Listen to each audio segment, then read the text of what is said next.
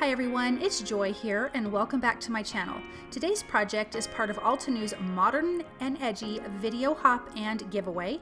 I just want to remind you guys, if you haven't already, to subscribe to everyone's channel, like and comment on all of the videos. Now let's get started. We've got this great Spoon Daisy 3D embossing folder, and isn't this gorgeous? The detail on these 3D embossing folders are amazing. And it's a nice big square, but you don't even have to put this whole image on your card. That is what I opted to do, but you don't have to do it that way. I am using a piece of watercolor cardstock because we're going to be using some zig markers to color this image. But look at the detail that you get. Isn't that just stunning? You could leave this one solid color and just add a sentiment, and that would be gorgeous enough. So I'm coming in with my zig markers. Again, that's why I needed the watercolor paper. I am using purple here and just going around the little dots in the center of this flower. Then I'm going to come in with a deep violet, and I'm just going to kind of gently color over it, kind of messily.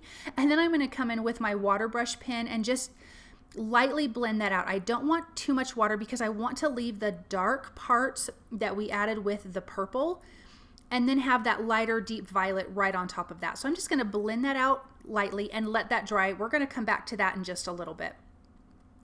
Now I'm going to just use this purple marker, zig marker, water brush marker, and I'm going to add this just to parts of the petals of this. I want to leave a lot of it white. When I looked up these flowers, some of these had a lot of white still on them. So I wanted to go with that theme. So I'm just going to blend that out. I'm adding the deep violet and the purple and using my water brush pen to just blend it out.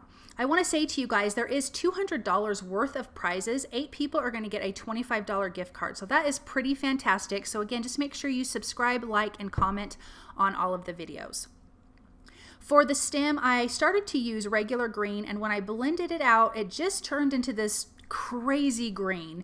So I brought in some olive green to really tone that down, and I like how it turned out. But that regular green, when you blend it out with a water brush pen, is pretty bright.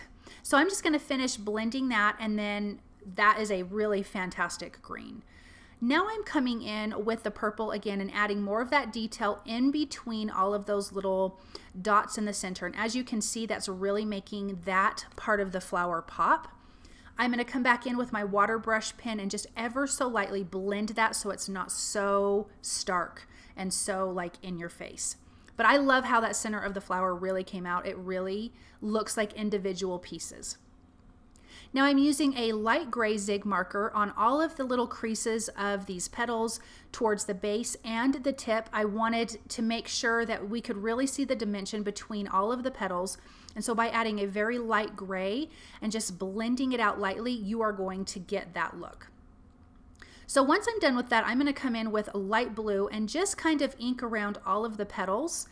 That is another way that this is going to pop off of the background. You've got this great contrasting color, and it's going to really make you see this flower. So I'm just laying that down, kind of tracing around the petals, and then just coming in pretty heavy with the water because I don't want like a line around it. I just want it to have a little bit of a blue background.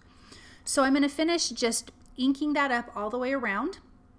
And I'm going to adhere that to a black mat and then adhere that to a white card base. I am using the Mega Hello die, and I'm just going to glue 3 of these together. I die cut 3 of them from black. I want to have dimension, so I'm die cutting 3 and adhering them together. You could die cut more. The more you add, the harder it gets. It's almost like chipboard in a way. So I'm going to glue those together, and I love how big this die is, and I think this size of a card can really handle this large die without covering up that whole image. So I'm going to adhere that down, and then I'm going to stamp my sentiment from the Frosted Garden stamp set. It says Sweet Friend, so the whole sentiment is going to say hello, sweet friend. I'm stamping that in black ink, and I'm just going to use my paper trimmer to trim that out. Then I'm going to finish off the card with a little bit of gold sequins. I just thought bringing in gold looks beautiful. Gold is my favorite, so I love to do that.